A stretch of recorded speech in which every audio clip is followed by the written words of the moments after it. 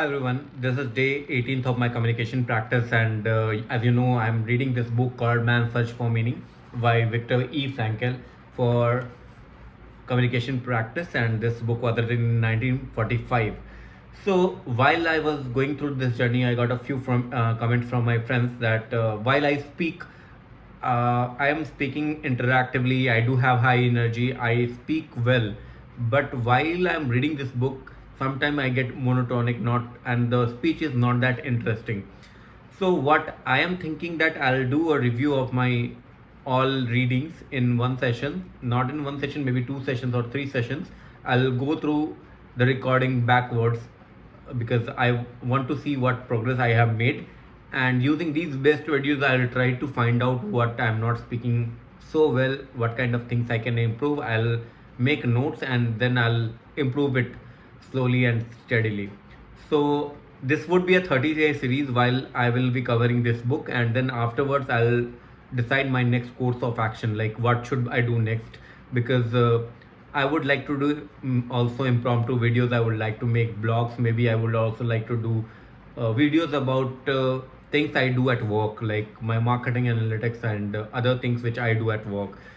So that would be my strategy to improve my communication skills. Probably also I will also make scripts and write things to have a chain of thoughts which is clear so that people understand it well, and how I speak, how I interact, and how I keep the energy high so that other people also like it and they relate to it and it is interesting to them. So that is my goal for now, and I'll just start reading and I'll try to finish this book in next 13 days or so. We broke into an empty hut of the woman's camp, which was vacant, as the woman had been sent to another camp. The hut was in great disorder. It was obvious that many women had acquired supplies and fled. There were racks, straw, rotting food, and broken crockery. Some bowls were still in good condition and would have been very valuable to us, but we decided not to take them. We knew that lately, as conditions had become desperate, they had been used not only for food but also as wash basins and chamber pots. There was strictly enforced rule against having any kind of utensil in the hut. However, some people were forced to break this rule, especially the typhus patient who were too weak to go outside even with help. While I acted as a screen, my friend broke into hut and returned shortly with rucksack which he hid under his coat. He had seen another one side which I was to take. So we changed places and I went in. I searched in the rubbish, finding the rucksack and even a toothbrush. I suddenly saw amongst all things that had been left behind the body of a woman. I ran back to my hut to collect all my possessions, my food bowl, a pair of torn mittens inherited from a dead typhus patient, and a few scraps of paper covered with shorthand notes, on which I mentioned before I had started to reconstruct the manuscript which I lost at Auschwitz. I made quick last round of my patients who were lying huddled on the rotten planks of wood on either side of huts. I came to my only countryman who was almost dying and whose life it had been my ambition to save in spite of his condition. I had to keep my intention to escape myself, but my comrade seemed to guess that something was wrong. Perhaps I showed a little nervousness. In a tired voice, he asked me, "You two are getting out." I denied it, but I found it difficult to avoid his sad look. After my round, I returned to him. Again, a hopelessness look greeted me. And somehow, I felt it to be an accusation. The unpleasant feeling that had gripped me as soon as I had told my friend I would escape with him because more intense. Suddenly, I decided to take my fate into my own hands for once. I ran out of the hut and told my friend that I could not go with him. As soon as I had told him with the finality that I had made my mind to stay with my patients, the unhappy feeling left me. I did not know what the following days would bring, but I had gained an inward peace that I had never experienced before. I returned to the hut and sat down the boards at my countryman's feet and tried to comfort him. Then I chatted with others, trying to quiet them in their delirium. Our last day in camp arrived.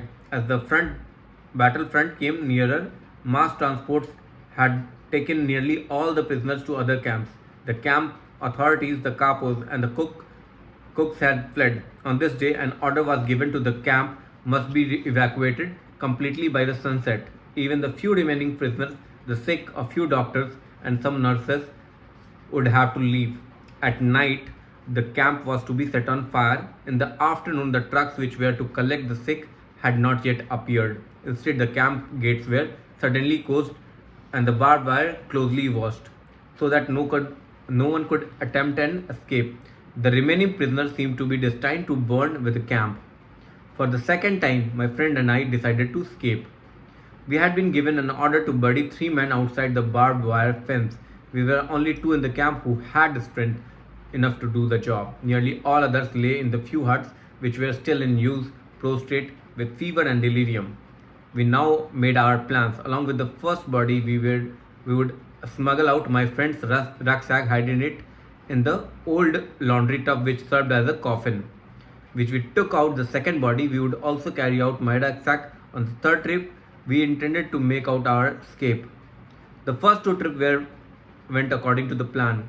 After we returned, I waited while my friend tried to find a piece of bread so that we could have something to eat during the next few days in the woods. I waited. Minutes passed.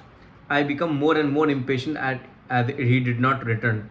After 3 years of imprisonment, I was picturing freedom joyously, imagining how beautiful it would be to run towards the battlefront. But we did not get that far. The very moment when my friend came back, the camp gate was thrown open. A splendid aluminium colored car on which were painted large red crosses slowly rolled onto the parade ground. A delegate from the International Red Cross in Geneva had arrived, and the camp and its inmates were under his protection. The delegate billeted himself in a farmhouse in the vicinity in order to be near the camp at all times, in all cases of emergency. Who would who worried about escape now? Boxes with medicines were unloaded from the car, cigarettes were distributed, we were photographed, and joy reigned supreme. Now there was no need for us to take risks running towards the front fighting line. In our excitement, we had forgotten the third body, so we carried it outside and dropped it in the narrow grave we had dug for the 3 corpses. The guard who accompanied us, a relatively inoffensive man, suddenly became quite gentle. We saw the tables might have turned and tried to win our goodwill. He joined in the short prayers that we offered for the dead men before throwing soil over them. After the tension and excitement of the past days and hours, those late days in our race with death, the words of our prayer asking for peace were as fervent as they were uttered by human voice. And so the last day in the camp passed in anticipation for freedom. But we had rejoiced too early.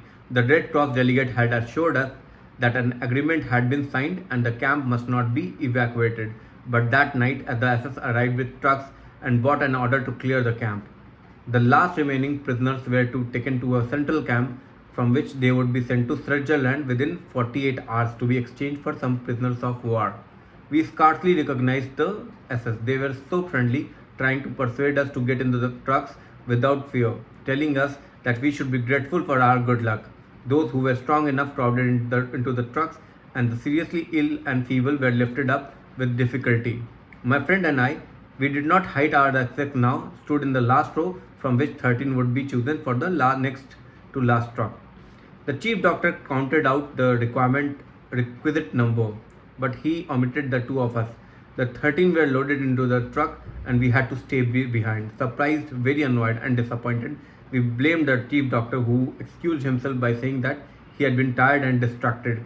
He said that he had thought we still intended to escape.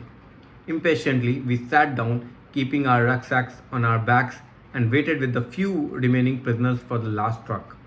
We had to wait a long time. Finally, we lay down on mattresses of the deserted guard room, exhausted by the excitement of the last few hours and days, during which we had fluctuated continuously between hope and despair.